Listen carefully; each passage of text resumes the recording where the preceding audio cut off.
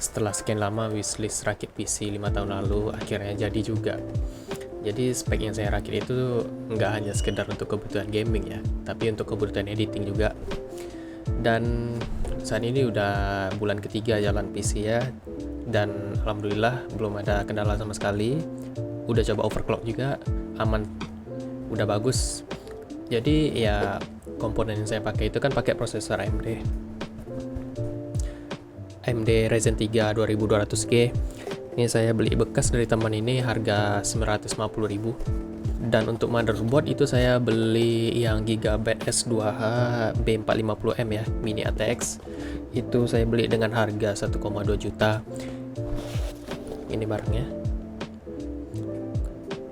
Ini paling murah ya, paling bagus karena dia thermal VRM-nya juga lumayan lah. Dan ukurannya ini mini ATX ya. Untuk harga 1,2 juta ini cukup murah. Sebenarnya bisa ambil yang MSI, cuma ya kemarin kebutuhan budget juga ya. Jadi saya ambil yang murah aja dulu. Ini cukup worth it, B450M. Bisa pakai Ryzen 3 juga, ini sebenarnya Ryzen yang generasi 3 ya. Untuk RAM itu saya pakai yang GeForce Vulkan 2x4 GB, berarti 8 GB ya. Itu harganya 700.000, 2400 MHz ya, tapi udah bisa overclock. Nih saya sekarang di PC ini sudah pakai yang 2933 MHz hitungannya, hampir 3000 MHz ya, nggak ada kendala sama sekali juga, udah overclock. Jadi ini overclock aman sih hitungannya. Power supply saya ngambil First Player DK 50, nih barangnya.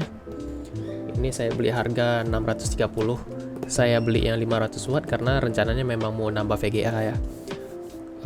Sekarang untuk sementara VGA belum ada, jadi masih pakai yang bawaan asli prosesor, yaitu VGA 8 ya. Untuk casing itu saya ngambil yang Cube Gaming Leeds ya, harga 500 kemarin saya tanya di sini. Dan itu cukup murah karena kalau kita ngambil yang dari luar bisa lebih dari 500 ya, bisa 600 kemarin ya. Karena hitungan beratnya juga hampir 7 kilo kemarin ya. Jadi saya beli aja di toko, harga 500.000. Dia kan di depannya sudah ada kipas itu 3 buah di depan. Dia LED rainbow ya, rainbow kipasnya itu. Jadi saya ganti, dan yang rainbow itu saya jual, saya ganti dengan yang kipas hitam biasa yang harga 35.000, 3 biji di depannya. Terus tambah lagi yang di belakang satu yang biasa juga, sama dengan yang hitam. Terus yang di atasnya itu kan ada airflow-nya juga, jadi saya pasang 2 lagi, tapi yang pakai yang LED-nya warna hijau. Dan itu total anggarannya semua kira-kira sekitar 270.000 ya. Karena harga yang kipas di atas itu harganya agak lebih mahal karena LED-nya sekitar 65.000. Kalau yang biasa hitam itu harganya 35.000. Dan untuk mouse itu saya pakai ini, Logitech ya, Logitech G102. Ini saya beli murah ya, sebenarnya memang nggak ada garansi juga sih, nggak ada kotaknya juga. Di sini juga, di kota saya juga beli. Ini harganya 235.000. Barang bagus ini, main game kompetitif ini cukup bagus akurasinya. Dan untuk keyboard saya ngambil NYK K02 ya. Ini dia LED-nya cuma ya kayak gitu aja. Ada bisa di setting-setting juga, cuma nggak bisa pakai software, jadi bawaan dari keyboardnya aja. Ini saya beli harga 170.000. Ini sebenarnya murah, ini harganya udah lama karena butuh keyboard juga waktu itu ya, bingung mau pilih keyboard apa, sedangkan keyboard mechanical aja terlalu mahal, jadi saya ngambil yang murah aja 170.000. Rencananya sih kedepannya mau ganti yang keyboard Logitech yang jenisnya tuh semi mechanical juga sih, dom apa namanya, jenis keycaps-nya itu. Ini juga bisa diganti juga keycaps-nya. Keycaps-nya bisa diganti juga. Untuk hard disk saya beli yang 1 TB itu merek apa, Seagate. Kayaknya Seagate model lama ya. 375.000 1 TB. Udah termasuk ongkir tuh karena saya beli di luar waktu itu. Dan nggak ada masalah sama sekali karena dia untuk kebutuhan editing juga ya, karena untuk apa juga penyimpanan hasil kerja saya juga. Dan untuk SSD saya pakai yang punya Intel, saya punya laptop punya saya lama itu Itu dulu harga belinya sekitar hampir 1 juta ya, 800 atau 900 ribu dulu 120 giga. Itu tahun 2015 dan tahun 2016 ya. Ya kalau mau dimasukin anggaran mungkin kira-kira harganya 300 ribu aja deh ya, merek Adata. Itu udah cukup lumayan sih kalau untuk kebutuhan biasa. Tapi lebih saya sarankan ambillah merek-merek yang lebih bagus selain Adata, karena Adata ini kan sudah pernah diuji coba juga sama Linus waktu itu ya, di channel Linus. Memang case-nya itu belum sebagus yang merek-merek yang bagus gitu. Kayak ambil aja WD Blue gitu. Itu udah lumayan. Jadi untuk kan harddisk saya pakai 2 ya. Jadi satu lagi ngambil dari laptop, satu lagi yang 1 tera. Itu nggak usah masuk anggaran, tapi terserah kalian kalau mau masukin anggaran juga, tambah aja 375.000 ya kayak tadi sama yang sebelumnya. Dan untuk yang terakhir itu saya beli monitornya itu merek LG yang 22 MK430H, harga 1,5 juta. Itu speknya 75 Hz. Hanya saja kalau untuk editing itu masih 70% sRGB ya, jadi masih agak sedikit melenceng colornya. Jadi kalau misalnya kalian butuh color grading atau apa, itu kadang kurang akurasi warnanya. Jadi kalau misalnya pindah-pindah device, agak sedikit berbeda sama yang di monitor. Jadi pandai-pandai kalian lah menyeting warna yang ada di monitor ini. Dan kira-kira total anggarannya sekitar 6,8 juta ya. Dan itu belum termasuk VGA, ini masih pakai yang Vega 8 ya.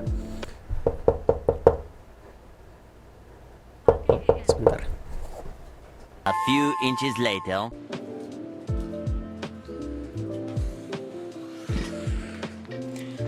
Sorry kelamaan, akhirnya datang paket. Saya pesan VGA RX 570 4GB power color Red Dragon ya, yang ada HDMI-nya. Jadi kita unboxing aja ya.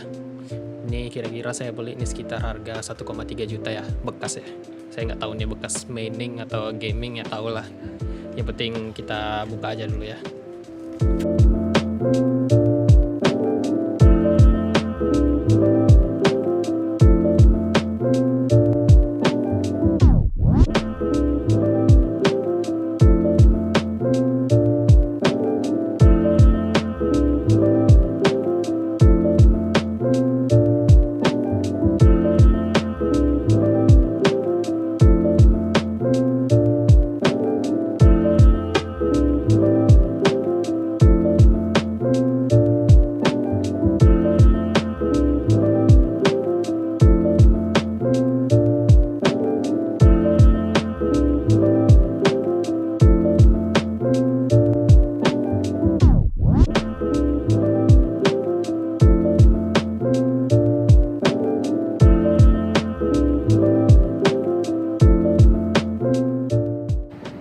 Akhirnya udah terpasang ini VGA RX 570 4GB ya. Jadi normal hidupnya. Tadi sempat flicker-flicker karena mungkin kayak apa softwarenya ini menyesuaikan kayaknya ya. Tadi langsung terbaca 570 RX. Jadi integrated graphicnya kita matikan, dan itu memorinya jadi full 8GB untuk sekarang. Jadi kita tes aja dulu ya gimana hasilnya.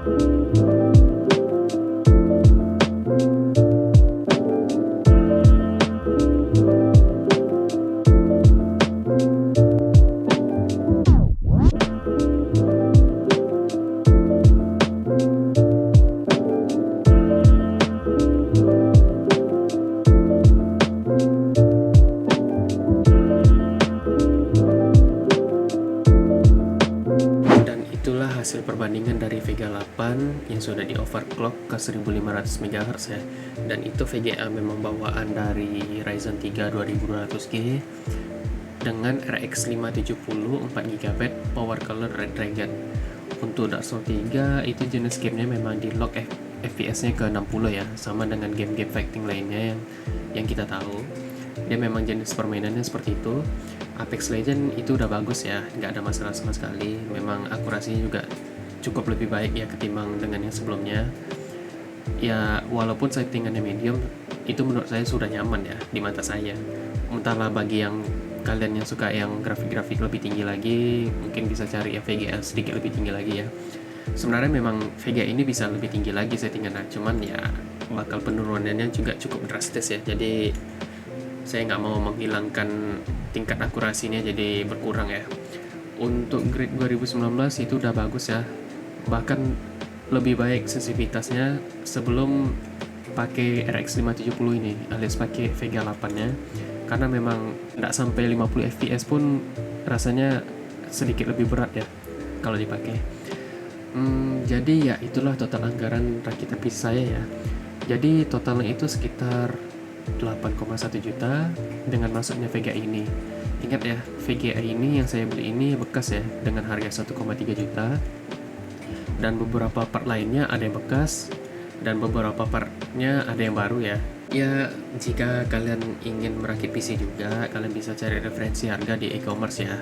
Di e-commerce langganan kalian bisa cari part-partnya itu dengan harga yang menurut kalian terjangkau ya, gitu. Jadi kalian bisa mentotalkan semua anggaran yang kalian keluarkan nantinya. Jadi sampai di sini saja pembahasan kali ini. Peace.